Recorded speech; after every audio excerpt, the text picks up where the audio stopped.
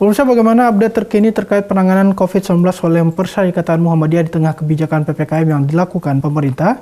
Dan berikut kami hadirkan wawancara rekan kami Kohar Rizky bersama Wakil Ketua MCCC Pimpinan Pusat Muhammadiyah Dr. Aldila S. Al-Arfa.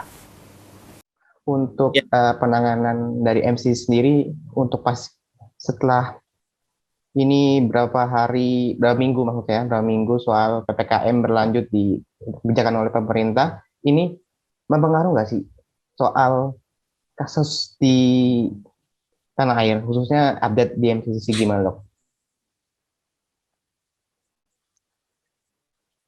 Ya, secara dampak ya, ini perkembangan terkini memang kasus mulai ini sudah mulai turun kasusnya, sudah mulai melandai di beberapa kota dan provinsi. Artinya kasus tetap ada, tetapi pertumbuhannya, tambahan kasus per harinya dia mulai berkurang, tidak beberapa pekan lalu. Nah, apa dampak dari PPKM? Tentu sedikit banyak akan berdampak ya, karena dia membatasi gerakan masyarakat dan juga mengurangi kerumunan. Kira-kira berapa persen, Dok, angka kasus penurunannya hingga pekan ini oleh data MCCC? Dari data MCCC, karena ini rata-rata ya, ini berkurangnya sekitar 30-40% ya. Jadi ada yang cuma 10%, 20%, juga yang sudah lebih dari 50% ya angka tambahan kasusnya per hari di masing-masing rumah sakit Muhammadiyah Aisyah. Begitu. Jumlah penurun kasus yang paling banyak di mana, Dok? Betul, Dok. Apa dari daerah tertentu atau memang masih ada beberapa? Salah satu yang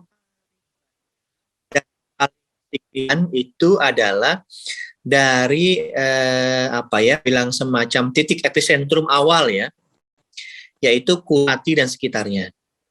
Kan berawal dari sana tuh ya, lonjakan yang sangat drastis ya, sampai kemudian menjadi isu nasional kan saat itu, yang kemudian menjadi perhatian nasional, bahkan kemudian lockdown kotanya dan sebagainya. Yang ternyata ini ada varian deltanya gitu ya, sehingga memang menyebar sangat mudah ya sebarannya.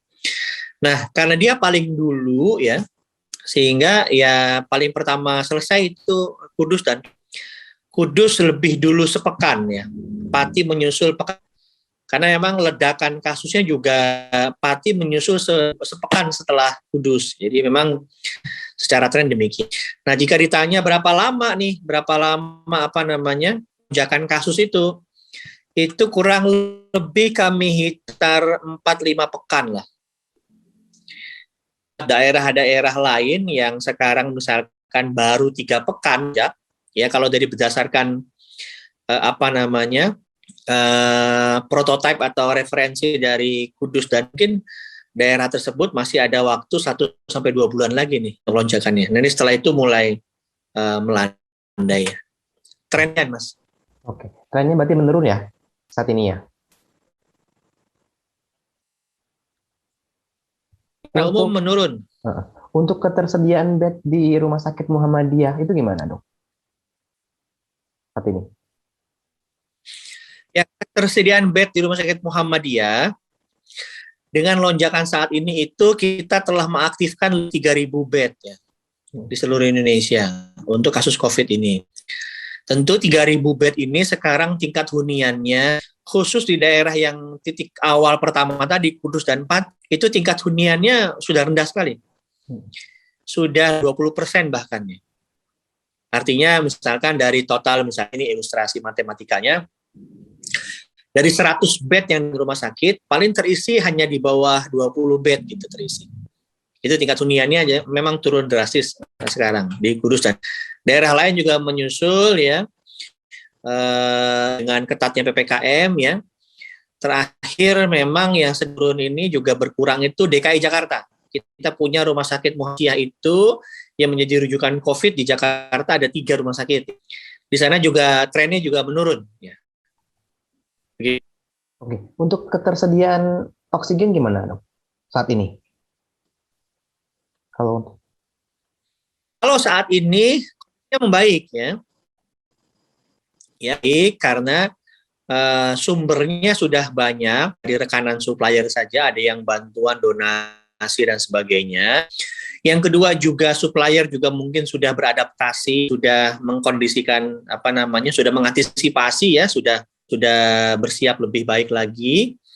Dan yang ketiga penyebabnya yaitu kasusnya memang sudah mulai tidak sebanyak kemarin. Kalau kemarin kan per hari itu bisa 60.000 kan ya. Kalau sekarang kan udah mulai turun lagi nih 50-40 ribuan gitu ya. Begitu Mas.